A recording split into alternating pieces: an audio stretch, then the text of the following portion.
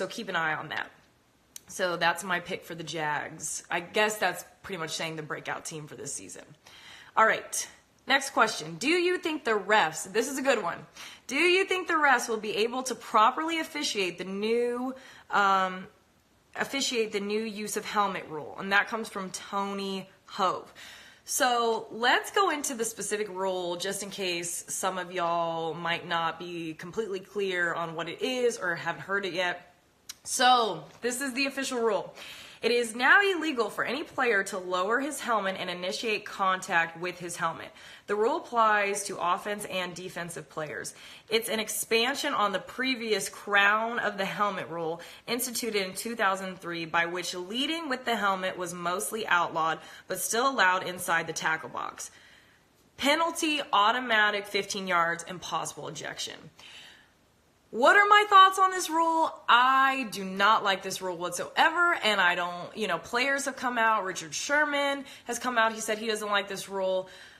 My issue, I understand the NFL's responsibility to protect themselves from all this CTE stuff, but at the same time, you have to let them play the game. Now, I'm not for guys slamming their heads into each other, but if you grow up from the time you're in prep football to on the NFL level and you're used to tackling a certain way, now to come in and say, you need to do this, not necessarily because it's a more effective, but we don't want you guys having the head-to-head contact.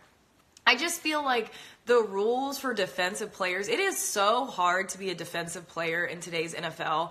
I feel so bad for defensive players because you can't tackle up top. You can't tackle the knee. What can you do? Somebody said it's going to be flag football soon.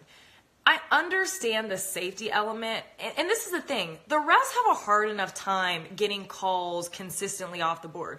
So what's going to end up happening is they're going to end up calling these penalties on probably some high-profile guys, and I don't think this rule is going to last the entire season. There's going to be too much backlash. It's not going to be officiated right. I don't like it at all. So I'm not a fan of the new rule. So next question. Who do you think will have the #1 defense this year? Well, let's go to the stats from the 2017 season. So obviously, Vikings, they had the #1 defense. They allowed the least amount of points. Then you had next in line the Jaguars, Saxonville, probably the best cornerback duo in the NFL.